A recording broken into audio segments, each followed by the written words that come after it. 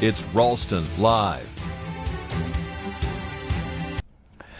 If three's a crowd, what's four? Well, right now, a quartet of Republicans is competing for the nomination for Nevada's Congressional District 3. That's a seat being vacated by Congressman Joe Heck, who's running for the U.S. Senate.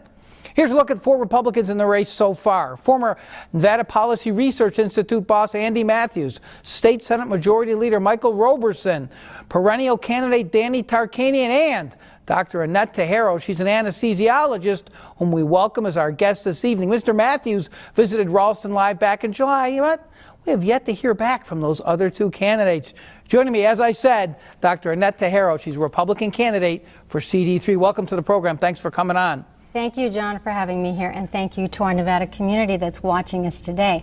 I especially want to thank your producer, Rebecca, who worked tirelessly for the last 2 months to get me on here.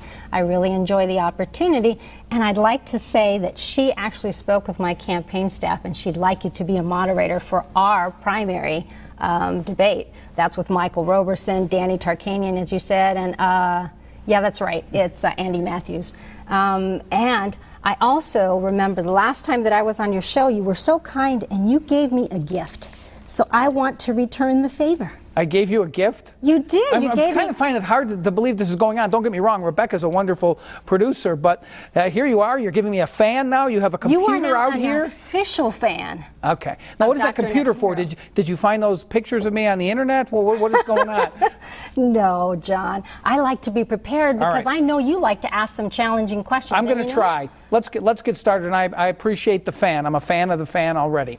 All right, thank you. So tell people, you ran for Congress last time in a very Democratic district, never had much of a chance, didn't win against Dina Titus. Now you're running in CD3. Why are you running? Why am I running? You know, I'm one of the most diverse candidates that's out there in this race. And I have a lot of things to bring to the table. I am a bilingual, Hispanic. I am obviously a doctor, as you mentioned before, so I'm very analytical, very detail-oriented. I'm also a wife of a veteran. I am a mother of 3 children. And I have spent over a decade analyzing legislation for our Nevada State Legislature to make sure that we had the right laws on the books for our patients. So there's so much more. You can go to Annette for Congress to find out.